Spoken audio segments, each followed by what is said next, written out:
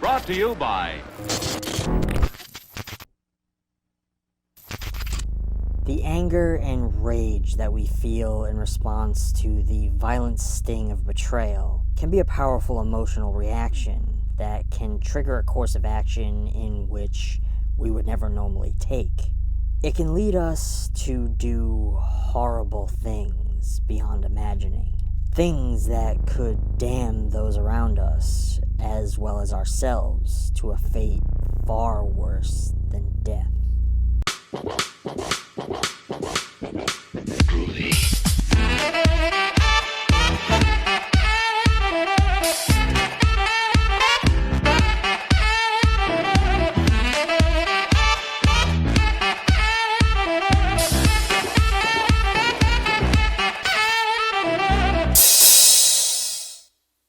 What's going on, friends? Ollie here, welcoming you back to ETF.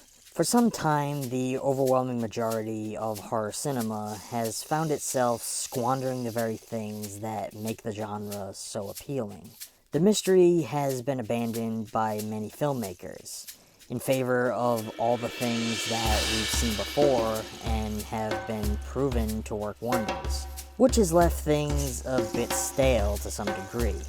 However, director Adam McDonald shows here that the mystery is still very much alive, and that a new breed of terror can be allowed to grow, as he summons the looming threat of the Pyewacket.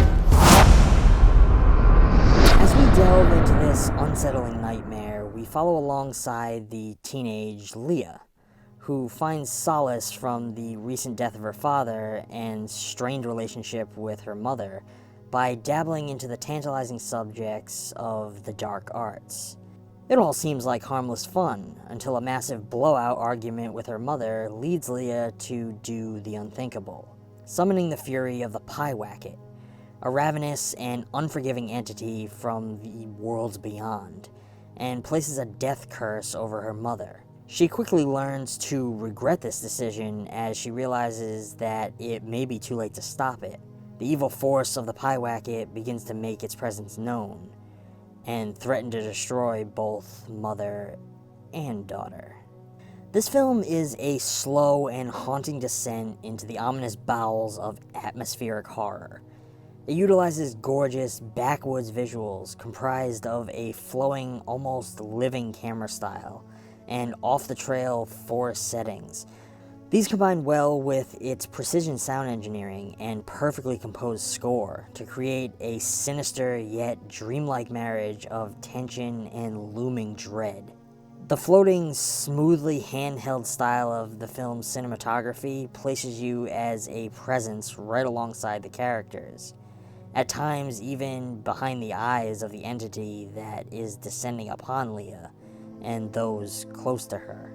The pacing of the editing allows so much room for the tension to gradually build. It is unafraid to linger in moments, drawing itself out and taking its time to build up the atmosphere of each moment to near breaking levels.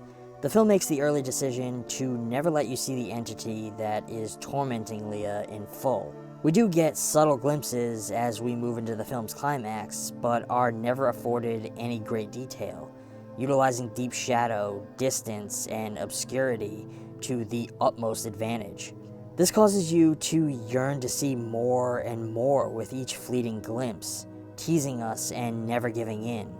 For me, this was a brilliant decision that had me so intrigued that I literally found myself creeping toward the edge of my seat as the film guided me toward its conclusion. There were very subtle sound cues throughout this film, usually when the threat of the Pyewacket was drawing near. They would utilize the cracking of trees in the wind, or the soft thuds of its movement in the attic of the house, to give you a nice auditory signal that it was coming. This added heavily to the impending dread of the entire piece, making your skin crawl before it ever reached the payoff of the moment. These were the elements that made it possible for the filmmaker to never show us the creature. He didn't need to, because we were already terrified without ever seeing it. For me, this placed the film into the true horrors of the unknown, which is where I always wished to dwell.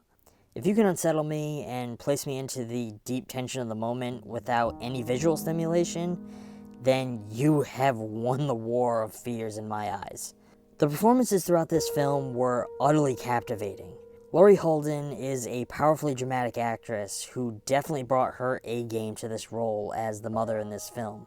I've seen her take things to a dark arena many times before in Frank Daramont's The Mist or even The Walking Dead, but she felt like she ventured into a whole new level of grief here. She wasn't afraid to take things to a darker place, making herself very easy to hate at times, as her character makes harsh and, in some ways, selfish decisions that affect both her and her daughter's lives, all because she can't handle her own grief. Someone who is able and willing to villainize themselves in this way on screen is often overwhelmingly spellbinding. On the other hand, Nicole Minogue creates one of the most perfect representations of a haunted and grief-stricken teenage outsider that I've seen in a long time. She conveys the meek shyness well with a soft-spoken voice and guarded body language, yet she has no issue with turning on the angst once the conflict with her mother begins ramping up.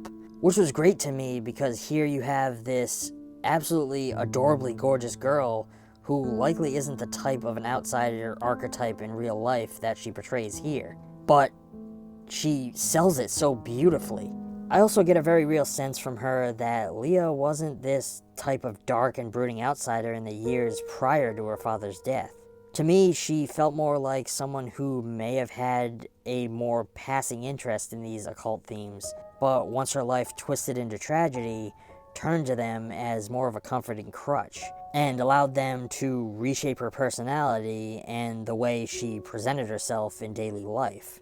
I also fell in love with the moments that they were able to capture between her and others. The shy nervousness between two kids who clearly like each other, but neither of whom is brave enough to make a move on the other, residing us to the awkward silence conveyed through long, lingering looks and instinctual and impulsive touches. There were a lot of moments where you could see Leah holding back emotions, hiding her regret and fear. Minogue has a very vacant, yet somehow highly expressive face, and she does an incredible job with using it. This is a film that I could very easily return to for multiple viewings, and that I can tell I would be able to find deeper meanings in and details that I didn't notice before. It's one I could probably discuss further and in much greater detail, and may eventually return to in some form of video in the future. I'm giving Pyewacket an A+. I know this one has a bit of a funny name, friends, but believe me, it is a haunting masterpiece beneath the surface that is just waiting for others to discover it. If you have a chance to check this film out, I highly recommend you take it. This has been available on both Hulu and Amazon Prime for some time if you're interested in seeing it. If you've already seen it, I would love to hear your thoughts down below. A lot of people ask me how I decide on what films to cover here on the channel. Truth be told, with the hundreds of streaming options that I have access to, it's quite easy to pick and choose from the lot. But one of the ways I keep myself stocked with new films to ponder is with Horror Pack. Horror Pack is a horror film subscription box that brings 4 carefully chosen fright flicks on your choice of either Blu-ray or DVD to your doorstep each month, bringing back a little bit of that video store nostalgia, without ever having to worry about returns or late fees. How does this work, you might ask?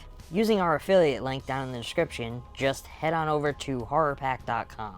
Choose your plan of either DVD or Blu-ray. Select the payment option that best suits your needs. The longer the plan, the more you save. The Frightful staff packs and ships your horror pack to you, so one day you wander out to your mailbox and find a tightly packaged nightmare waiting for your viewing pleasure.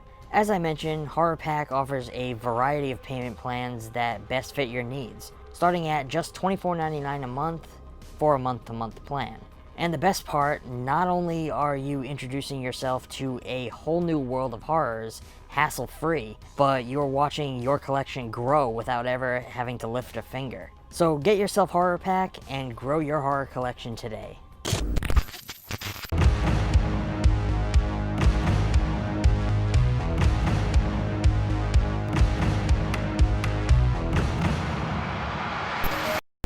But that's all for today, friends. If you enjoyed today's video, feel free to give it a thumbs up. If you want to get more involved in what we do here and stay up to date on all our future releases, please consider supporting ETF on Patreon. For just $1 a month, you can help us keep the lights on and stave off the impending darkness for just one more night.